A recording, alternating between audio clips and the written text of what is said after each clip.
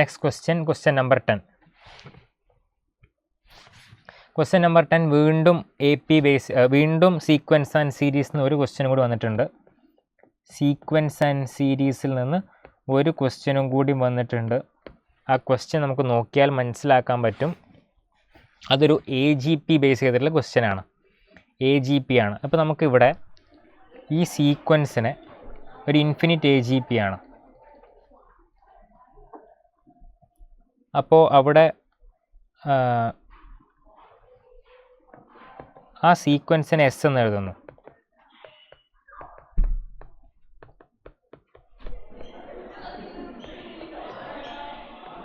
ആ സീക്വൻസിന് S എന്ന് എഴുതുന്നു. എസിൻ്റെ വാല്യൂ നമുക്കറിയാം. S = 7 ആണ്. ഇതിൻ്റെ വാല്യൂ 7 ആണല്ലോ. അപ്പോൾ S = 7 ആണ്. S = 7 ആണ്.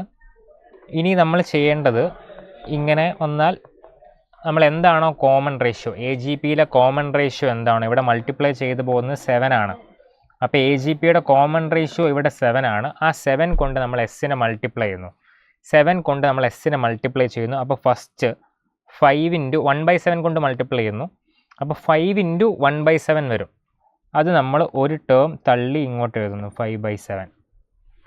ഇനി 5 + α × 1/7² വരും. അങ്ങനെ ഓരോ ടേമും 1/7 വെച്ച് മൾട്ടിപ്ലൈ ആവും. ഇനി നമ്മൾ ഈ രണ്ട് ഇക്വേഷൻ കൂടി സബ്ട്രാക്ട് ചെയ്യുന്നു. അപ്പോൾ S - 1/7s 6x/7 വരും. First term 5. ഇനി 5 + α/7 - 5/7, അവിടെ α/7 മാത്രം വരും. ആ 1/7² കോമൺ ആക്കി എടുത്താൽ 5 + 2α - 5 + α/7² വരും. ഇനി ഇതേപോലെ α/7³ വരും up to infinity. α/7³ up to infinity. ഇനി ലെഫ്റ്റ് ഹാൻഡ് സൈഡ് നോക്കുകയാണെങ്കിൽ അവിടുത്തെ വാല്യൂ 6x/7 ആണ്. അതിൽ S എന്താണ്? 7 ആണ്. അപ്പോൾ എസും 7ഉം കൂടി ക്യാൻസൽ ആയിട്ട് 6 വരും. = 5 + α/7 + α/7² + α/7³ അപ് ടു ഇൻഫിനിറ്റി. ഇതിൽ ഇത്രയും ഭാഗം ഒരു ഇൻഫിനിറ്റ് GP ആണ്. 6 - 5 = 1 ആണ്. ഇതൊരു ഇൻഫിനിറ്റ് GP ആണ്. ഇൻഫിനിറ്റ് GPയുടെ സമ്മ് A/1 - R ആണ്. A/1 - R. ഇവിടെ A എന്ന് പറയുന്നത് α/7 ആണ്. R എന്ന് പറയുന്നത് ഓരോ ടേം മൾട്ടിപ്ലൈ ആവുന്നത് 1/7 വെച്ചിട്ടാണ്.